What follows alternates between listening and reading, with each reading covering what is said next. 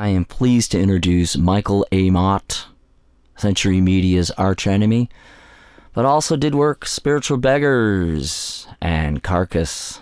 Great guitar player here, another one. It's Michael Amott. Hey, is that Jeff? Yes, it is. Is this Michael? This is Michael, yes. How you doing? Very well. Great to chat with you. First up, North American Chaos Tour. You know, how's it feel right now? Now it's been a series of shows. We had it. My first questions was going to be Baltimore and New York because we had you 2 shows in, but now it's been another week or 2. So how does it feel? It feels great. It was a great tour. Got some great bands out here with us, and good atmosphere. You know, good vibes, and yeah, great crowds. Fans have been great coming out to the shows, which is always nice. Yep. Any weird things happened in any of these in this North American chaos? Nothing weird, really. I mean, you always get asked that question when you're a touring musician. What's the strangest thing that's ever happened to you on the road? And you know, and I've been doing this since 1990, which is a fairly long time, and I don't know. I think if people who weren't doing this would come out on the road with us, they might see a lot of things that would seem kind of odd and strange and bizarre. But to us, it's just everyday life now. It's more bizarre for me to be at home nowadays than it is to be on the road, I think. Definitely. That's pretty funny. So you're desensitized to all the bizarre shit you might see on the road then. That's great. Yeah, well, you know, people come and, you know, they give you strange gifts and, you know, or you just meet some real nutters, but mostly awesome fans, you know, but there's also, you meet some freaks as well, of course. That's which great. Is awesome. That leads perfectly into the next question because, Michael, you've toured for way over 15 years. How do you approach a show's design and make it different each year? You know, like, how does Arch Enemy create a set list and, you know, to entertain over and over and over again? How does that come about with you guys? Yeah, I mean, in the beginning it was easy. You just play what you've got, and then, you know, when you have one album out, you kind of play all of that and maybe throw in a cover or something. But yeah, I mean, now we're I think 8 or 9 albums into our career and with Arch Enemy, and it's getting difficult, man. It's because you know, you kind of, I mean, we're lucky enough to have fans that really want to hear certain songs, so we have these fan favorites, you know, kind of have to play tracks, and they're becoming more and more.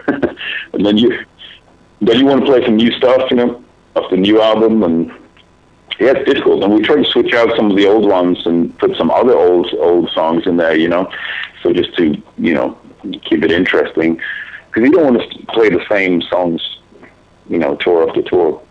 So yeah, but it is difficult. Yeah, we have some songs that we sort of have to play, and but you know, a good thing about Arch Enemy is that the fans are really always into the new stuff, you know.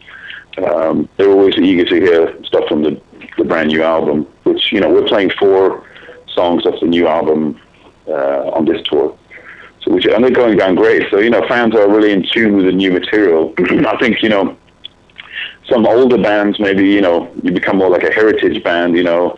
I know Iron Maiden have complained about, you know, that the fans in America only want to hear the old stuff. They don't keep it up with their newer albums and stuff like that. But we haven't really, our fans are still very into the new stuff that we do, so it's good. That's great. Great answer.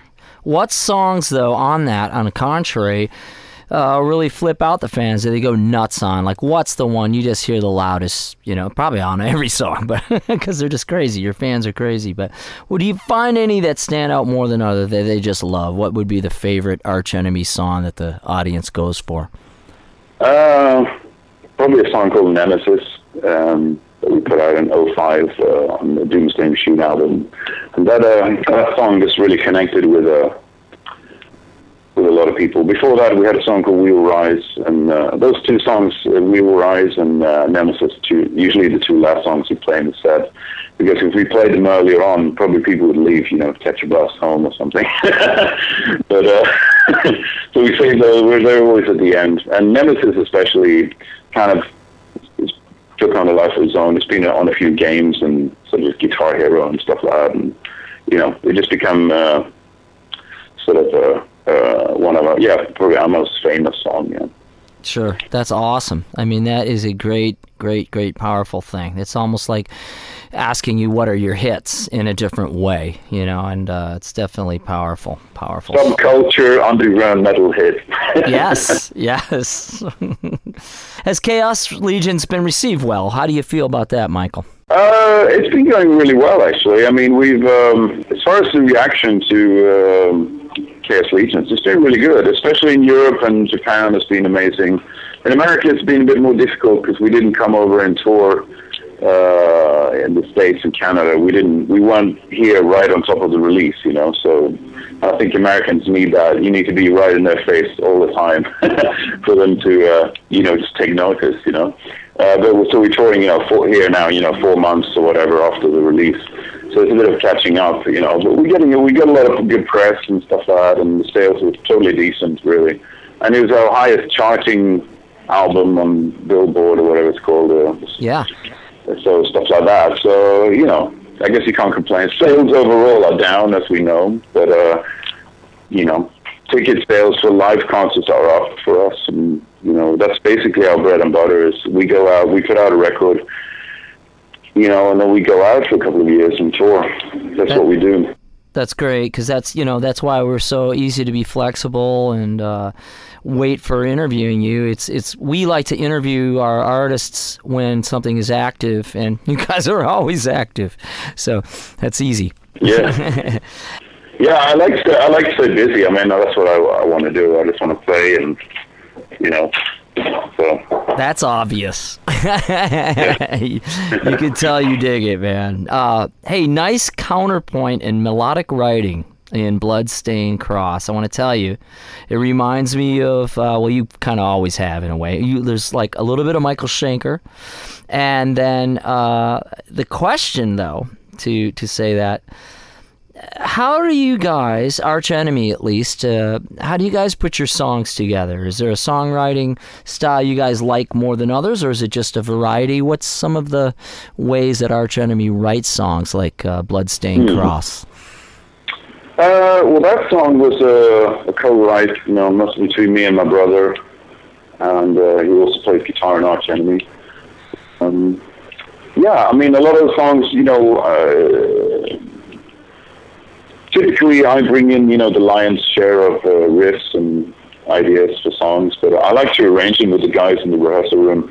So we still jam, full band, minus Angela. Angela's not really there for like all the jamming and that, because it could get kind of boring. But mostly, just like the two guitars, bass and drums, and we just kind of hash it out. We just work it out, and throw ideas, try whatever different parts, riffs together. It's old school. We don't really sit by, computers and email each other sound files of ideas. It's we live fairly close to each other. Cool. So yeah, that's basically what we do. That's cool. It's like an old Trouble style. Bastards Will Pay. I just started grinding on a double bass pattern. Everyone just started wailing in on it, and I bet that's what you guys do as well. Yeah, I mean, exactly. I mean, I've been doing this since I was 14 years old, playing in bands, and it's just the same. I do it the same way. I don't think I know how to do it any other way. I just like to have. I like to have really loud, Marshall stacks, and playing these in Marshall stacks. I want to feel the genes sort of, you want the air, just like air moving, basically. Sure. Feel the power of the riff. Behold the power. It, So I'll never go to in-ears or anything like that live. I mean, I'm just destined for aging as a deaf musician. There's no drama to that. Let's talk about you, Michael. The Flying V from Dean that's covered in blood. Is that your real blood? I wish. What a great idea.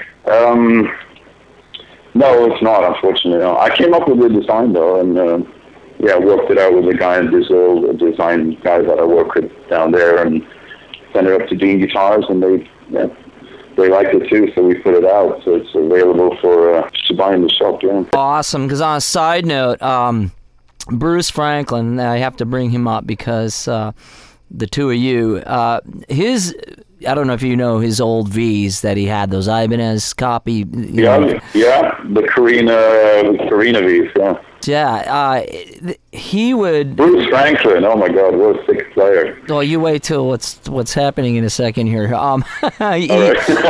guitars actually are covered in blood by accident, from cutting himself or whatever, and sweat. And if a roadie would wipe it off, he'd be like extremely put out. He said it's part of his sound. Do you feel that way about your guitars, or does your tech clean your guitars?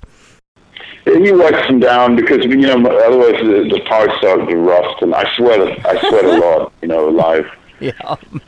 I sweat so much. It's just the guitar's all wet, and it's kind of disgusting actually. So yeah, my tech wipes them down and keeps them nice and clean for me. That's cool. I had to throw that in because we interviewed Bruce 2 weeks ago and threw him on the show for what they're going to do in Greece, and you guys know each other. That's awesome. Played together most of our life. I know. What's cool is, talking about you here, we mention you, and Bruce is just, he says hi, and I asked him about newer metal, but actually, it's not that new. I mean, Carcass, you go back. So, but he asked about great guitar pairs that he liked, as well as I'm going to ask you this question in a second, but he mentioned you, Michael. And, really? Wow. Says that you're one of his favorites. I got goosebumps right now. That's cool. This would be a video chat. You could show them to. I used to, with Carcass, we used to sound check with the Tempter, Tell us about your beginnings as a student of music, and did you and your brother, Chris, start at the same time? What's your story about? Yeah, he's a few years younger than me, so he started quite a bit later. What happened was I was just into music from an early age. My parents, I grew up with classical music, mostly at home in the house. My mom's a big classical music freak, I guess you could call it. And just grew up with that, and but kind of got excited about rock and roll, and especially a band like Kiss had a big impact. I remember 1976, Destroyer, that album. Just like it just sounded so big to me, the production and everything, and there was lots of harmonies and stuff like that. I didn't know they were harmonies at that time, but I just liked the sound of that. The harmonized guitar line. So I remember really liking that, and also the image and everything of that band. And Kiss, and then a little bit of Thin Lizzy, and then it was just kind of all kinds of stuff. And I actually ended up liking a lot of being really into punk and early hardcore as well as a kid. I liked the fast, aggressive stuff, and then I kind of went back to metal again, and it's been a bit back and forth. But I was always really into underground metal and hardcore and punk and stuff like that. And then also appreciating guitar players and people like Frank Marino and Michael Schenker and Uli John Roth. Gary Moore, Sid Lizzy was a big band for me as well. You know what? I forgot to. I should have told you. I played on you mentioned Schenker. I just played on his new album. Really? You played on Michael Schenker's new album? On his new album. It's like a song with me and Leslie West guesting on a Michael Schenker tune. So we're all trading off solos on that thing. I haven't heard it yet. I recorded my parts in Sweden, sent it over to them. So I'm pretty excited to hear what. Playing with Leslie and Michael, that's pretty unreal. I might plug that back into the show. Because we're promoting the Guitar Heroes tour, which is Uli and Michael and Leslie. And now, all right, yeah, you would have been on that then. It would have been 4 dudes, there to have the guests playing on that. So interesting. That's cool. Wow. Yeah, that was fun. That's awesome. It's great when you get opportunities like that. You just kind of grab them. Oh, definitely, man. That's huge right there. That is so cool to hear that. Yeah.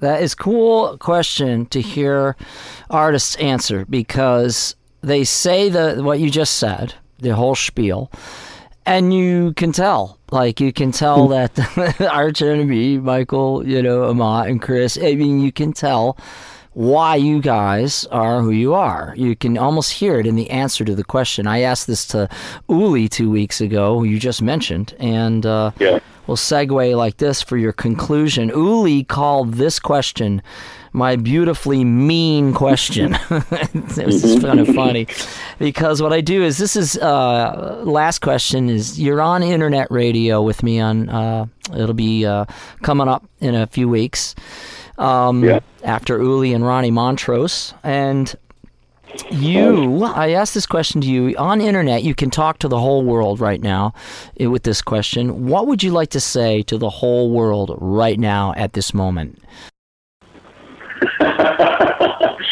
Oh, yeah.